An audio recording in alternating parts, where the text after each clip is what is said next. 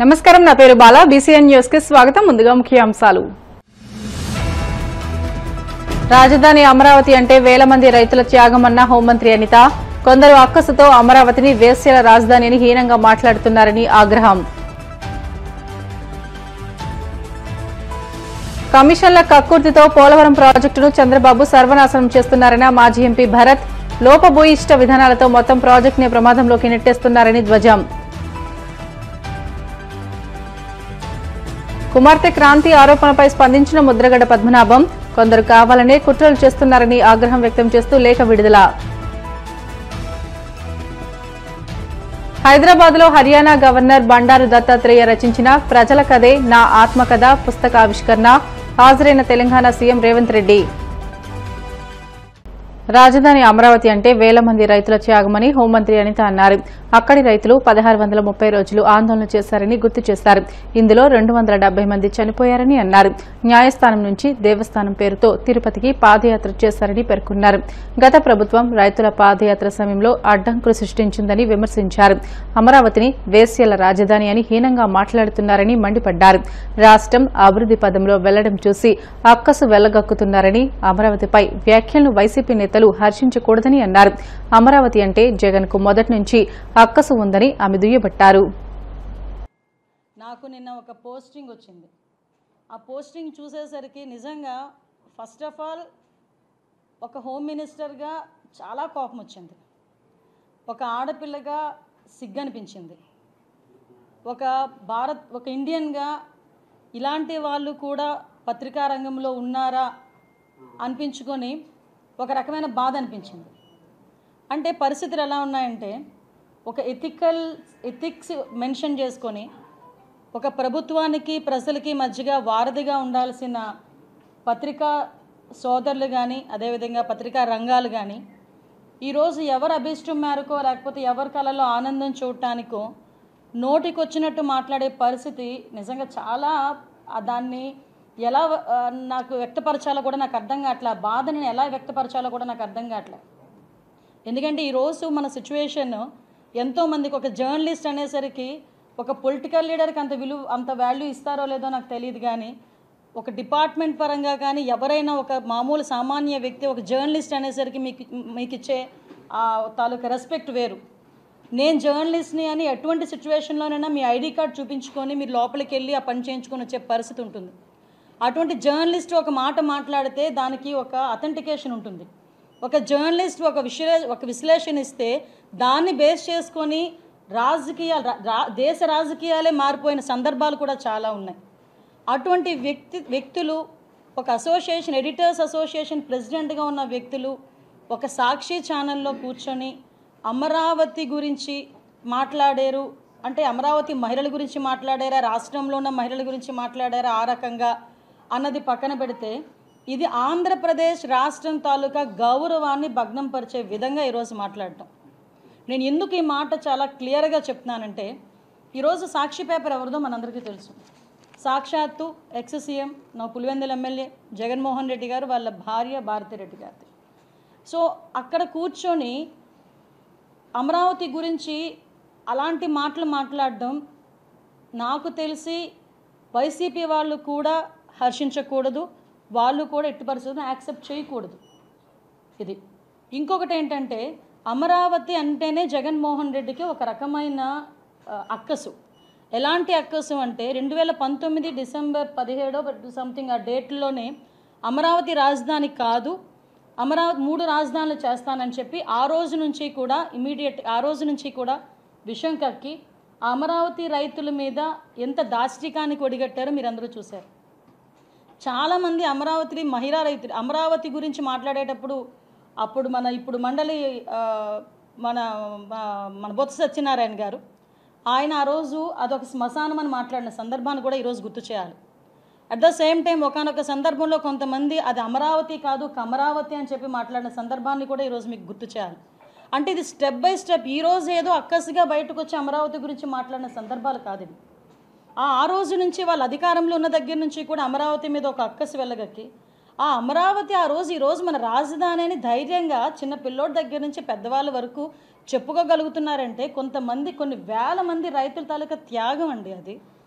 సుమారుగా 34,000 ఎకరాలు కావాలి అంటే ఒక పైసా ఆశించకుండా రాష్ట్ర రాజధాని గురించి మా భూములు మేము ఇస్తామని చెప్పి ముందుకొచ్చి కేవలం చంద్రబాబు నాయుడు గారి మీద ఉన్న నమ్మకంతో ఆ రోజు ముందుకొచ్చి అంతమంది రైతులు ఆ రోజు రాజధానికి అందరూ కూడా భూమినిస్తే దాంట్లోని శాసనసభను ఏర్పాటు చేసుకుని 2017లోనే అక్కడి నుంచి మన కార్యకలాపాలని కొనసాగించిన పరిస్థితి మర్చిపోయారా ఆ రోజు?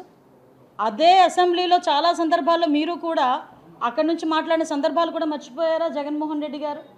ఆ తర్వాత మీరు వచ్చిన తర్వాత కనీసం సెక్రటేరియట్ మొహాన్ని కూడా చూడకుండా కనీసం క్యాబినెట్ మీటింగ్కి ఏదో ఎప్పుడో 3 నెలలకోసారి 4 నెలలకోసారి ఒక్కసారి సెక్రటేరియట్కి వెళ్ళొచ్చి ఆ సెక్రటేరియట్ అంతా కూడా నాశనం అయిపోయే పరిస్థితులు కనిపించే పొజిషన్ కూడా మీరు చూశారు.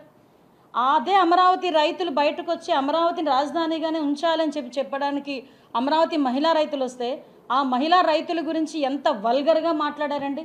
వాళ్ళు కట్టుకున్న చీరల గురించి కూడా తప్పుడుగా మాట్లాడిన సందర్భాలు మర్చిపోయారు అందరూ. కమిషన్ల కక్కుర్తితో పోలవరం ప్రాజెక్టును సీఎం చంద్రబాబు సర్వనాశనం చేస్తున్నారని మాజీ ఎంపీ మార్గాని భరత్ మండిపడ్డారు. రాజమహేంద్రవరం క్యాంపు కార్యాలయంలో ఆయన మీడియాతో మాట్లాడుతూ పోలవరం ప్రాజెక్టు నిర్మాణంలో జరుగుతున్న అవకతవకలను తాజాగా ప్రాజెక్టును పరిశీలించిన అంతర్జాతీయ నిపుణుల కమిటీ తన నివేదికలో బయటపెట్టిందని అన్నారు. సీడబ్ల్యూసీ ఆమోదించిన దానికి భిన్నంగా డయాఫ్రమ్ వాల్ డిజైన్లు, కాంక్రీట్ నాణ్యతలో ప్రమాణాలు లేకపోవడం, లోపాయి భూయిష్టమైన విధానాలతో మొత్తం ప్రాజెక్టునే ప్రమాదంలోకి నెట్టేట్టుగా కూటమి సర్కార్ వ్యవహరిస్తుందని ఆగ్రహం వ్యక్తం చేశారు. రాష్ట్ర ప్రజల జీవనాడి పోలవరంపై ప్రభుత్వం మొద్దునిద్ర వీడి అంతర్జాతీయ నిపుణుల కమిటీ చేసిన సిఫారసుల మేరకు ప్రాజెక్టును ముందుకు తీసుకువెళ్లాలని డిమాండ్ చేశారు. సిడబ్ల్యూసి అదేవిధంగా పోలవరం ప్రాజెక్ట్ అథారిటీ వారు ఇచ్చిన నివేదిక ప్రకారంగా జూన్ 4వ తారీఖున వారు రీసెంట్గా నివేదిక ఇచ్చారు. ఇందులో ప్రధానంగా మనము ఒక్కసారి దీని గురించి మళ్ళీ గతం బ్రీఫ్ గురించి ఒక్కసారి నేను మీతో విశ్లేషిస్తాను. చంద్రబాబు నాయుడు గారు ఏ రకంగా చారిత్రక తప్పిదాలు చేశారో ఒక్కసారి దాని గురించి ప్రస్తావిస్తాను. మన అందరికీ కూడా తెలిసిందే, పోలవరం ప్రాజెక్ట్ అనేది ఫస్ట్ ప్రొటెక్షన్ వాల్స్ 2 నిర్మాణం చేసిన తర్వాత కానీ మెయిన్ డ్యామ్ నిర్మాణము చేయకూడదనేది ఇది థంబ్ రూల్. అది సిడబ్ల్యూసీ కానీ లేకపోతే పీపీఏ కానీ ఎవరైనా కానీ చెప్పే అంశమే. కానీ చంద్రబాబు నాయుడు గారు చేసిన అంశం ఏంటంటే అన్నీ ఒకసారి పెట్టుకున్నారు. ఒక పక్కన అప్ స్ట్రీమ్ కాఫర్ డ్యామ్, ఇంకో పక్కన డౌన్ స్ట్రీమ్ కాఫర్ డ్యామ్ నిర్మాణం చేస్తూనే ఏదైతే ఎర్త్ కమ్ రాక్ఫిల్ డ్యామ్కి కిందనున్న ఫౌండేషన్, ఆ ఫౌండేషనే డయాఫ్రమ్ వాల్ అంటారు, అంటే డీ వాల్ అంటారు. ఆ డీ వాల్ యొక్క నిర్మాణం కూడా చంద్రబాబు నాయుడు గారు ఒక్కసారే టేకప్ చేయడం జరిగింది. ఎందుకు టేకప్ చేశారు అని అంటే అందరికీ తెలిసిందే, ఎక్కడైతే మాస్ కాంక్రీట్ హెవీగా కాంక్రీట్ ఎక్కడైతే మనకు జరుగుతూ ఉంటుందో కాంక్రీట్ వర్క్స్, దానికి తగ్గట్టు బిల్స్ వస్తూ ఉంటాయి. దానికి తగ్గట్టు కమిషన్ పర్సంటేజ్లు కూడా అదే తరహాలో గతంలో వచ్చినాయి. ఎందుచేతనంటే చంద్రబాబు నాయుడు గారు దేశంలో ఇన్ని వేల కోట్ల ప్రాజెక్ట్ ఎక్కడా కూడా టెండర్ బేసిస్లో జరుగుతుంది. కానీ చంద్రబాబు నాయుడు గారు నామినేటెడ్ పద్ధతిలో దీన్ని కాంట్రాక్ట్ ఇచ్చిన సందర్భం. ముద్రగడ పద్మనాభరెడ్డికి క్యాన్సర్ అంటూ కుమార్తె క్రాంతి చేసిన ఆరోపణలపై ఆయన ఘాటుగా స్పందించారు. వృద్ధాప్యం వల్ల వచ్చిన ఆరోగ్య సమస్యలే తప్ప క్యాన్సర్ లేదని తేల్చి చెప్పారు. తన కుమారుడి ఎదుగుదలను ఓర్వలేకే కొందరు దుష్ప్రచారం చేస్తున్నారని మండిపడ్డారు. తనను బంధించారని, మానసికంగా హింసిస్తున్నారని వస్తున్న వార్తలను ఆయన ఖండించారు.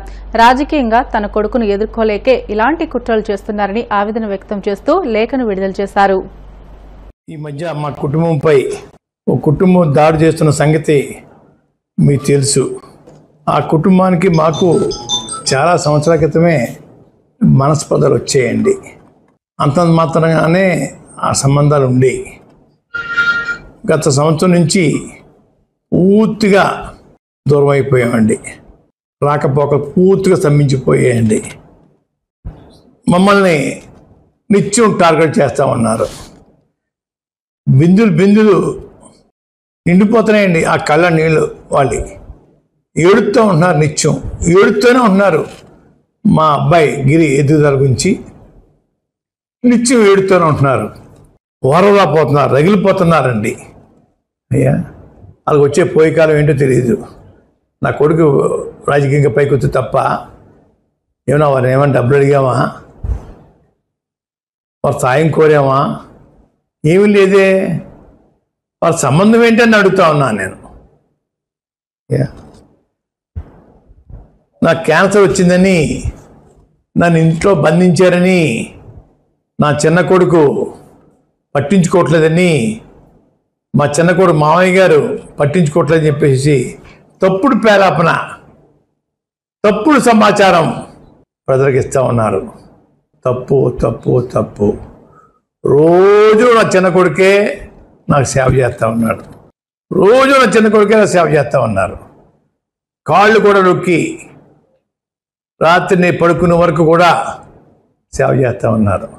మాకు నా కొడుక్కి నాకు మనస్పతి పెంచి దూరం చేస్తే వాళ్ళ గడపకు వస్తానమ్మని చెప్పి అనుకుంటున్నారండి. చేస్తే ఈ జన్మ కదా ఎన్ని జన్మలు ఎత్తినా కూడా గుమ్మం ఎక్కడం కోసం నాకు, నా కొడుక్కి, మా వీంకుడు శివాజీ గారికి మనస్పతి పెంచడానికి ప్రయత్నం చేస్తూ ఉన్నారు. అది ఆపండి. తప్పు.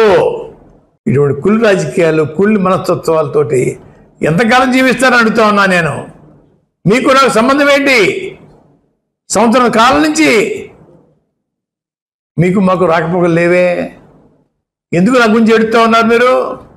బిందులు కళ్ళ నీళ్ళు గచ్చేస్తా ఉన్నారే. రాజధాని అమరావతి మహిళలపై కృష్ణంరాజు వ్యాఖ్యలు గర్హనీయమని కాంగ్రెస్ పార్టీ నాయకులు తులసిరెడ్డి ఆగ్రహం వ్యక్తం చేశారు. సాక్షి టీవీ చర్చా వేదికలో కృష్ణంరాజు అనే విశ్లేషకుడు రాజధాని అమరావతిపై అనుచిత, అసహ్యకరమైన, అశ్లీలమైన వ్యాఖ్యలు చేశారని ధ్వజమెత్తారు. కృష్ణంరాజు, సాక్షి యాజమాన్యం ఈ వ్యాఖ్యలను ఉపసంహరించుకుని రాష్ట్ర ప్రజలకు, ప్రత్యేకించి మహిళా లోకానికి క్షమాపణ చెప్పాలని ఆయన డిమాండ్ చేశారు. సాక్షి టీవీలో చర్చా వేదిక సందర్భంగా కృష్ణంరాజు అనే ఒక విశ్లేషకుడు, ఒక జర్నలిస్టు రాజధాని అమరావతి మీద, అమరావతి ప్రాంతంలో ఉన్న మహిళల మీద అనుచిత వ్యాఖ్యలు, అసభ్యకరమైన వ్యాఖ్యలు, అశ్లీల వ్యాఖ్యలు చేయడం గర్హనీయం. ఇది శోచనీయం. ఇది దురదృష్టకరం. రాష్ట్ర రాజధాని అమరావతిని కించపరచడమే కాకుండా మహిళా లోకాన్ని కూడా అవమానపరచడమే అవుతుంది. ఇది ఏమాత్రం సమంజసం కాదు. వెంటనే ఆ విశ్లేషకుడు కృష్ణంరాజు, సాక్షి యాజమాన్యం రాష్ట్ర ప్రజానికానికి, ప్రత్యేకించి మహిళా లోకానికి క్షమాపణ చెప్పి ఆ అసభ్యకరమైన వ్యాఖ్యలను ఉపసంహరించుకోవాలని కాంగ్రెస్ పార్టీ డిమాండ్ చేస్తూ ఉంది. ఇక రెండవ అంశం, రాజధాని ప్రాంతాన్ని ఫ్రీ జోన్గా ప్రకటించాలి. విద్యా ఉద్యోగాలకు సంబంధించి, స్థానికేతరకు సంబంధించి ప్రస్తుతం రాష్ట్రాన్ని 4 జోన్లుగా విభజించడం జరిగింది. శ్రీకాకుళం, విజయనగరం, విశాఖపట్నం మొదటి జోను, తూర్పుగోదావరి, పశ్చిమ గోదావరి, కృష్ణా రెండవ జోను అంటే పాత జిల్లాలు, గుంటూరు, ప్రకాశం, నెల్లూరు మూడవ జోను, కడప, కర్నూలు, చిత్తూరు, అనంతపురం 4వ జోనుగా ప్రస్తుతం ఉన్నాయి. ఇందులో రాజధాని ప్రాంతం 3వ జోను పరిధిలోకి వస్తుంది. సాధారణంగా రాజధాని ప్రాంతాల్లో విద్యా ఉద్యోగ అవకాశాలు ఎక్కువగా ఉంటాయి. రాజధాని అనేది అన్ని ప్రాంతాలకు సంబంధించింది కాబట్టి రాజధాని ప్రాంతంలో విద్యా ఉద్యోగాల్లో మిగతా ప్రాంతాలకు కూడా అవకాశాలు రావాలంటే దాన్ని ఫ్రీ జోన్గా ప్రకటించాలి. బ్రిటన్లో షార్ట్ బ్రేక్ తీసుకుందాం. Stay with us.